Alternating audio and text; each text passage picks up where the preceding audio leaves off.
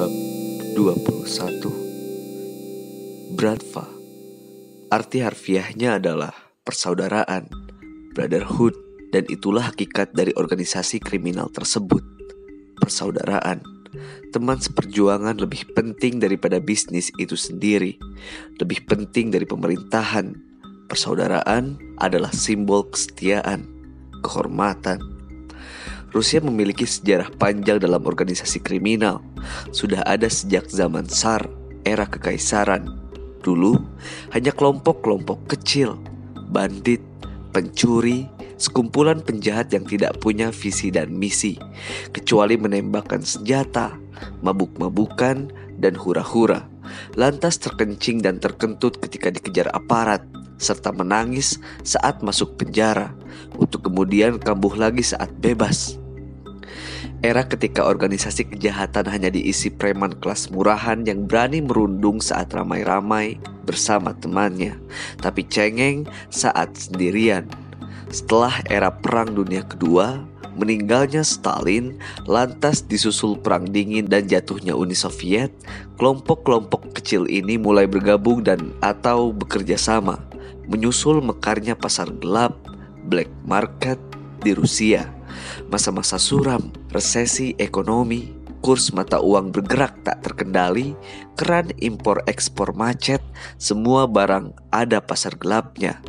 Barang elektronik, rokok, makanan, pakaian, di mana-mana ada pasar gelap. Termasuk uang pun ada pasar gelapnya. Karena tidak semua bank bisa melakukan penukaran uang. Adalah Otets, seorang anak muda brilian. Saat Uni Soviet runtuh di penghujung tahun 1991, namanya melesat bagai bintang terang dalam organisasi kriminal di Moskow. 5 tahun sebelumnya, 1985 sampai 1986, dia hanya preman yang suka menaiki motor besar, lantas melanglang buana dari satu kota ke kota lain di Rusia. Hidup bebas dengan motornya, tubuhnya tinggi besar, dengan rambut gondrong, mata tajam, wajah berkarisma, memakai jaket dan kacamata hitam. Dia lebih mirip aktor laga dalam film motor besar yang mungkin pernah kalian tonton. Dan kemudian untuk menghibur hidupnya yang sepi di jalanan serta membosankan itu, di setiap kota tempat ia mampir, di setiap bar, klub malam, Otets dikenal sekali sebagai biang masalah. Selalu berkelahi, selalu mencari masalah. Itulah hiburan Otets, berkelahi. Pertama-tama dia mengganggu pelayan, pemilik atau pengunjung lainnya. Naik level, dia mengajak berkelahi preman perseorangan yang sedang nongkrong di sana. Naik level lagi, dia mengajak bertempur kelompok-kelompok kecil penjahat tersebut. Perang. Mulai dari Moskow, Saint Petersburg, Samara, Omsk, kota-kota dengan penduduk jutaan orang, hingga Tyumen, Tomsk, Tula, dan kota-kota kecil lainnya. Nama Otets mulai dikenal. Dia bajingan, tukang ribut. Usianya waktu itu baru 20 tahun, tapi jumlah bekas luka, bekas pukulan, bekas tembakan di tubuhnya berkali-kali lipat dari usianya. Pengunjung bar, klub malam, anak jalanan di kota-kota Rusia, siapa yang tak mengenal Otets? Sekali dia masuk ke salah satu bar, orang-orang mulai menyingkir, menjauh karena takut. Pelan tapi pasti, seperti seekor harimau buas, sejatinya Otets telah mulai mengencingi teritorialnya, menandai daerah kekuasaannya. Dan di antara orang-orang yang membenci, tidak suka dengannya, mulai bermunculan teman-teman setia, kawan-kawan terbaik. Dia mulai mendapatkan respect dan penghormatan tersendiri. Karena, sebajingan apapun Otets, dia ditakuti bajingan lainnya, bukan? Dalam dunia bajingan, berteman dengan Otets setidaknya bisa menyelesaikan urusan dengan kelompok bajingan lain. Semakin kuat pengaruh Otets, semakin baik berteman dengannya. Lantas, apa mata pencaharian Otets? Kalian keliru jika menyangka preman tidak perlu nafkah. Mereka memang bisa memalak, memeras, dan atau merampok untuk mencari uang. Juga bisa menerima iuran keamanan, pungli, receh koin hingga ribuan dolar. Tapi untuk preman dengan visi dan misi sehebat Otets, dia tidak melakukan itu. Karena itu remah-remah saja. mirip tukang palak murahan, pekerjaan hina. Juga merampok itu tidak menarik. Berapa banyak sih kita bisa merampok bank? Paling hanya berbilang jutaan dolar, mengingat uang punya volume. Masukkan uang ke dalam truk besar, tetap saja terbatas kapasitasnya. Bicara soal merampok, politisi korup di dunia bisa lebih sadis dibanding perampok bank. Mereka bisa merampok uang berkali lipat tanpa harus menarik pelatuk senapan. Cukup lewat transfer. Syukurlah, Otetz bukan politisi korup dan dia tidak tertarik dengan pekerjaan hina tersebut. Ya, dia tidak melakukan hal remeh untuk memenuhi nafkahnya. Otetz adalah penjual senjata. Awalnya hanya menjual 1-2 pistol. Dapat barang bagus di Moskow, dia bawa ke kota Stavropol. Laku dengan harga 2 kali lipat di sana. Lalu saat pindah ke kota lain, ada bekas tentara yang menitipkan AK-47 dijual karena butuh uang. Otetz bawa senjata itu. Dia jual di kota Kirov, laku lagi dengan harga 4 kali lipat. Itulah awal karir Otetz. Konsumen awalnya hanya preman-preman lain, kelompok bandit. Lapak dagangnya adalah bar, klub malam. Saat pedagang kaki lima menggelar dagangan di trotoar, Otetz menggelarnya di meja-meja klub malam. Dia duduk diam di sana dengan tatapan matanya yang tajam tadi. Posisi duduk yang sama, tidak bergerak hingga calon pembeli datang. Tidak banyak percakapan. Otetz tidak suka banyak bicara, kecuali dia kenal dekat. Lantas pembeli menawar, harga disepakati dan transaksi selesai. Tahun 1991, Uni Soviet runtuh. Apa hikmah terbesar dari runtuhnya negara adidaya ini? Bagi Otetz, besar sekali. Luar biasa besar. Karena itu sama saja dengan, di seluruh penjuru Rusia ada begitu banyak harta karun, senjata, tank, rudal, pakaian dan perlengkapan militer, kapal selam, hingga hulu ledak nuklir sekalipun. Itulah harta karun tersebut. Perang dingin selesai. Lantas mau dikemanakan semua senjata tersebut? Apakah dibiarkan berkarat di pabrik dan gudangnya begitu saja? Otetz menemukan panggung hebat untuk melaksanakan visi dan misinya. Maka dimulailah imperium bisnis mengagumkan Otetz. Dia memanggil setiap teman dan kawan di setiap kota yang pernah dia kunjungi. Jaringannya luas, kenalannya hebat-hebat, termasuk politisi, pejabat, dan petinggi militer. Otetz memutuskan mendirikan Bratva, Brotherhood, di Moskow pada suatu malam di sebuah gedung besar. Resmi sudah Otetz mengepakkan sayap. Saat kabar itu terkirim ke seluruh penjuru Rusia, kelompok-kelompok kecil menyaksikan betapa brilian idenya, betapa kuat pengaruhnya. Terbirit-birit mengangkat sumpah setia, ikut serta. Cepat sekali lompatan bisnis Otetz. 20 tahun kemudian, melewati serangkaian kompetisi yang ketat, pertarungan intrik, pengkhianatan, peperangan antar Bratva dan kelompok-kelompok kelam lainnya, Bratva yang dia pimpin menjadi satu-satunya yang tersisa, alias penguasa tunggal di Rusia. Sekali lagi, resmi sudah Otetz menjadi salah satu dari 8 penguasa shadow economy di Asia Pasifik. Negara-negara Asia plus negara-negara yang tersambung dengan Samudra Pasifik. Bisnis utamanya adalah persenjataan. Tapi jangan keliru memahami soal senjata ini. Dunia memang tidak lagi perang seperti dulu, tapi bisnis persenjataan tetap menderu, berderap, terus berputar tiada henti. Bahkan mendengking kencang seperti lenguh kereta api saking cepatnya industri ini maju. Berapa total nilai industri film Amerika Serikat? Kalian suka menonton film bukan? Film-film Hollywood yang mewarnai seluruh dunia. Totalnya hanya 10 hingga 11 miliar dolar saja per tahun. Berapa nilai anggaran militer Amerika Serikat per tahun? 611 miliar dolar. Lihat, film-film Hollywood yang seolah hebat sekali pengaruhnya hingga ke luar negeri sering menjadi trending topik. Nilai industrinya sejatinya hanya 1:60 dari anggaran militer Amerika Serikat. Itulah kenapa Otetz meski dia tampan tak terkira, Cocok menjadi pemeran film aksi seperti James Bond, dia lebih tertarik berbisnis senjata. Karena dia tahu yang satu hanya fiksi, yang satu lagi realita. Dan untuk urusan fiksi, Otets hanya suka membaca novel, bukan berbisnis. Dan itu baru bicara pasar Amerika, belum bicara pasar global yang totalnya tembus angka 1.686 miliar dolar. Gila, angka ini bisa melunasi hutang 20 negara berkembang sekaligus. Tapi mau dikata apa? Logika memang tidak jalan. Karena bagi pemimpin negara-negara tersebut, membeli senjata itu penting. Bila perlu berhutang, error sekali bukan? Jangan pernah meremehkan industri persenjataan global. Berapa kekayaan orang terkaya di dunia? Hanya 60-70 miliar dolar. Industri persenjataan hanya setahun besarnya puluhan kali lipat.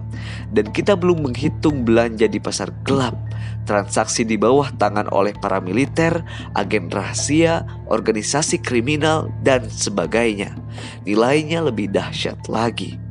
10 tahun terakhir, dengan uang yang berlimpah, Bratva ikut melakukan investasi di bidang lain seperti keuangan, perbankan, retail, otomotif, properti, dan bisnis legal lainnya. Tapi senjata adalah bisnis utama mereka, menguasai hampir 80% dari omset Bratva. Toh jual beli senjata telah menjadi legal di tangan Otets. Bratva memiliki puluhan pabrik senjata di seluruh dunia. Mereka tidak hanya memproduksi pistol, senapan otomatis, dan granat. Mereka juga memproduksi Humvee, rudal, misil, tank, dan juga kapal selam, pesawat tempur, serta kapal induk. Mereka memang tidak muncul dengan istilah Bratva di luar sana. Ayolah, mana mau orang membeli senjata dari mafia? Mereka membungkusnya dengan perusahaan-perusahaan resmi, dengan direktur, manajer yang tampil begitu rapi dan meyakinkan. Sebutkan perusahaan senjata besar di dunia yang terdaftar di Bursa Efek, separuh lebih merupakan milik Bratva. Kepala negara, pejabat-pejabat negara yang melakukan negosiasi resmi pembelian kepada perusahaan ini tidak tahu menahu soal Bratva. Kalaupun mereka tahu, mereka akan tutup mulut. Usia Otets sekarang hampir 60 tahun.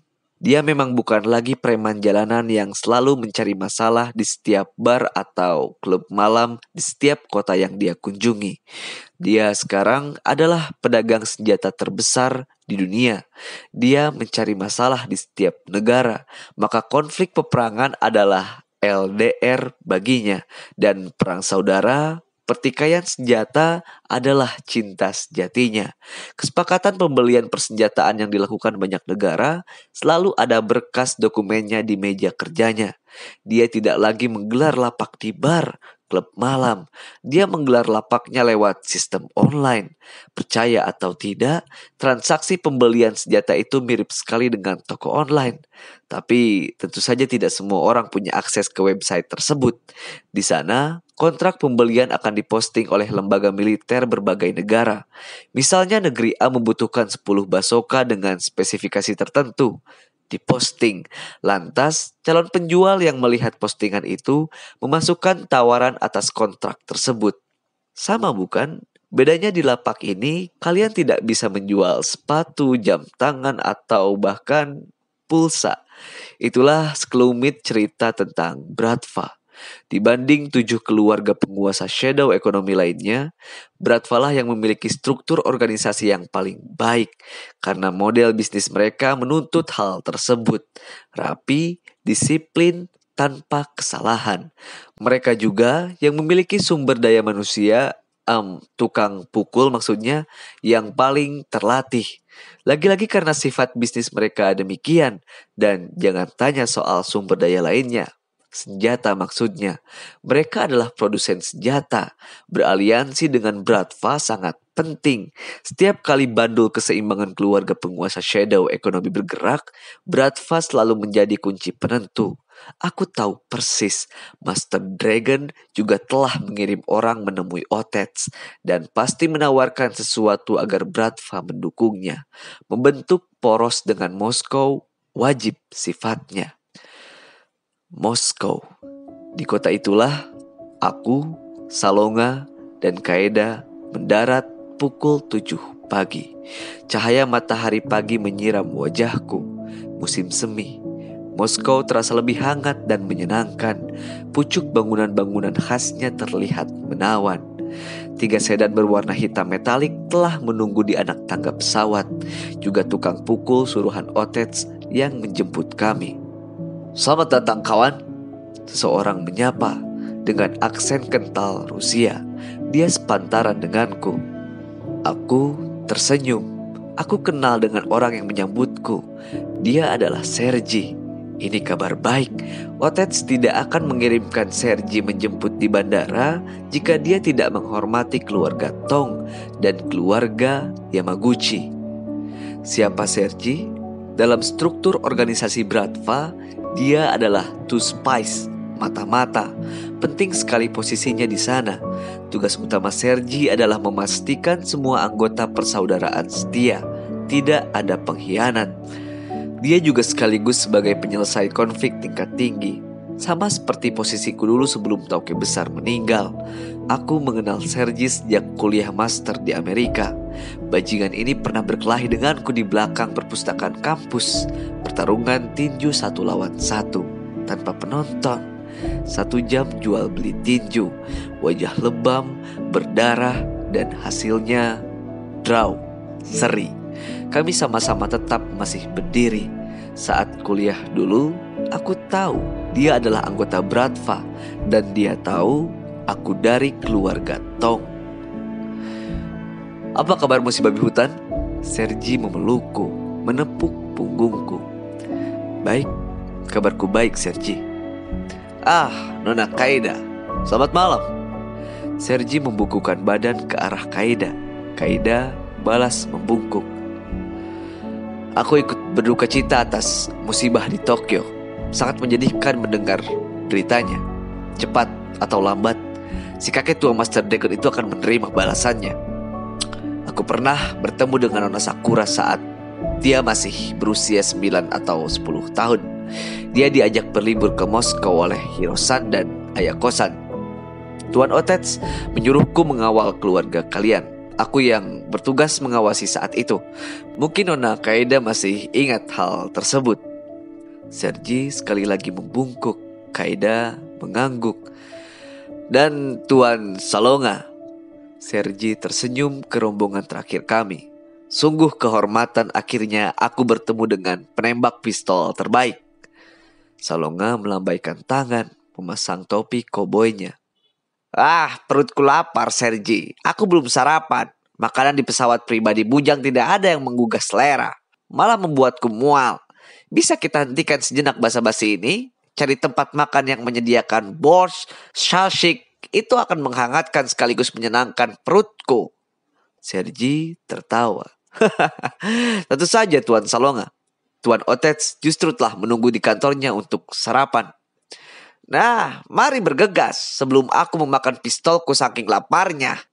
Salonga berseru. Sergi meneriaki brigadir tukang pukul di sekitarnya. Mereka segera menyiapkan mobil. Dalam struktur Bratva, mereka menggunakan istilah brigadir. Di keluarga Tong, istilahnya adalah letnan. Dan tak sampai 1 menit, 3 sedan hitam itu telah meluncur di jalanan kota Moskow. Masih pagi, mobil bisa melaju kencang menuju lokasi pertemuan dengan Otets.